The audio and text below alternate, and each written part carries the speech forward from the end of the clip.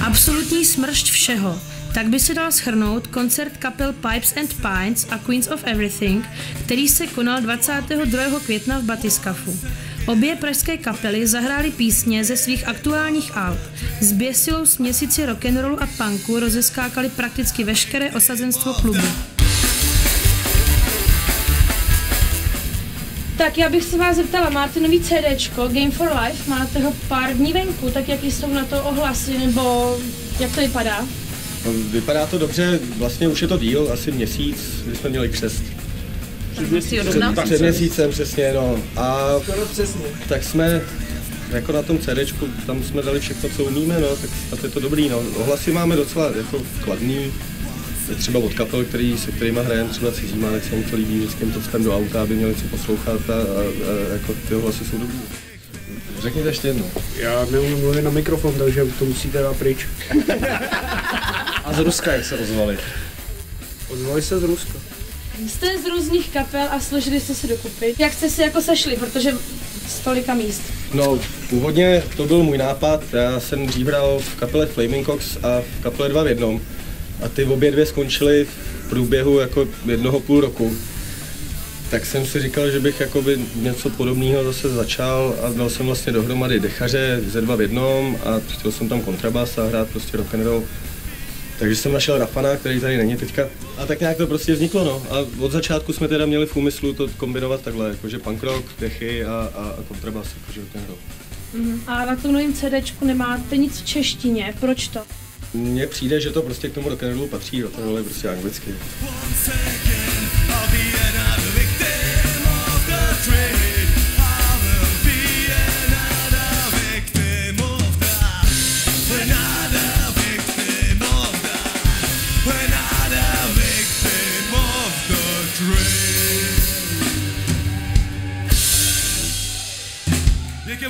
Co tvoje divadelní kariéra? Moje divadelní kariéra je hrozně pestrá. Já si tady udělám takovou reklamu, jo, takže za prvé přijďte do divadla Na Prádle, hledejte www.naprádle.cz. Divadelní hra Krysy, je to autorská hra mě a mých kamarádů, bývalých spolužáků.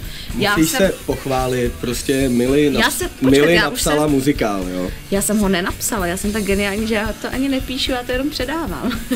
Ne, vymyslela jsem hudbu, to je pravda. Kamarádka napsala scénář, je to dobrý, to tady můžou kluci potvrdit, že jo, kejvejte. Kejváme, je to dobrý. Teď jsme na Prádle uvedli další hru, ta se jmenuje Zápalka a neb Noc v kabaretu. Je to míň hudební, ale ta moje hudba tam pořád je.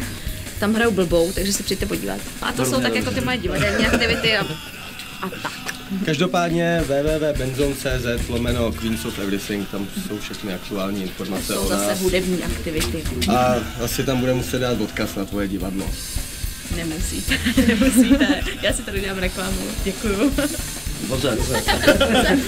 Já bych chtěl říct, že neumím mluvit na mikrofon. Tak to je zásadní informace, ale.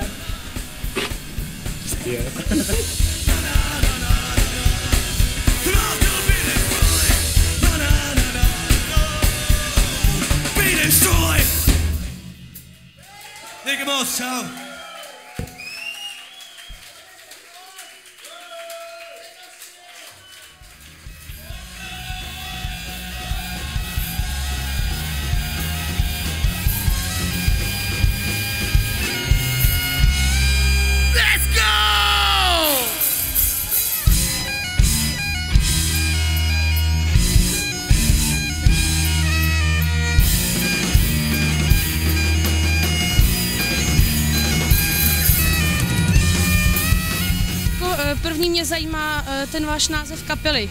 Co to znamená? Ty jsi to vymyslel první a pak si až scháněl jakoby kapelu, takže jako proč ten název tak zaujal? Nebo co tím chtěl básník říct? No, Pipes and Pints znamená pinty a piva. Ne, zase blbě. Dudy a pinty. Přesně, no. A tohle vždycky totiž posedu, vždycky řeknu piva a piva. Ne, vymyslel jsem to, protože jsem potřeboval trošku nějakou motivaci do toho schánět kapelu. Když člověk je furt tak jenom jako něco zkouší a nic se nedaří, tak aspoň aby měl jméno. a logo a trošku ho něco posunulo dopředu. No. Znamená to prostě party a dudy a muzika a všechno, co k té kapele patří. No a vy máte desku, která se jmenuje Until We Die, dokud nezemřeme. A tak jako jste všichni mladí, takže co chcete jako do té doby dělat, než umřete teda? Spousta času? Máte nějaký plány? Jako? No umřít se dá různýma způsobama, že? Takže dokud budeme buď žít nebo mít sílu v tom pokračovat, tak to budeme dělat. Mně se do ničeho jiného nechce, já nic jiného dělat nebudu. Kdyby kapela nebyla, tak já bych umřel. No, tak zkoušíme, jestli to jde takhle, no. Jinak se té smrti bráníme, že jezdíme opatrně, řídíme pomalu. Nechceme umřít. Jako. Střídáme se rychle, za volantem. Dobrý, a další, jak jste přišli k těm dudům v kapele, protože to je docela jako neobvyklý pro váš žánr, pro to, co hrajete. Zas úplně neobvyklý to není, jsou různý kapely. Já byl vždycky dechař, akorát pak když jsem chtěl tvrdší muziku a tak to nějak nešlo s těma dechama, na kterých jsem hrál, naučil jsem se na dudy a s těma to šlo. No. Ten zvuk mě vždycky lákal, přišel mi hezký, zajímavý a v té kombinaci s tou nařvanou kytarou to funguje, si myslím, dobře, takže dobrá volba. A poslední chystáte něco na léto, nějaký festiáky nebo něco objíždět tak, jako kde budete vidět v létě? Všechny zásadní festiáky, jako víte, co máme rádi, tam jsou Mighty Sounds, z takových těch multižánrovějších to bude třeba Rock for People, Trutnov, pak ještě dál nějakých punkovějších malých, třeba Koupák vítá léto u Plzně, tam se těšíme. Tam bude hodně kámošů a spousta dalších. Mrkněte na webovky, tam to je všechno. Pipesandpints.cz, jestli to někdo dokáže takhle. Pipesandpints.cz, Benzón a tak podobně. Dobře, tak díky, ať se vám dobře hraje. No. Taky děkuji. Ahoj. Neumírejte mladí. No.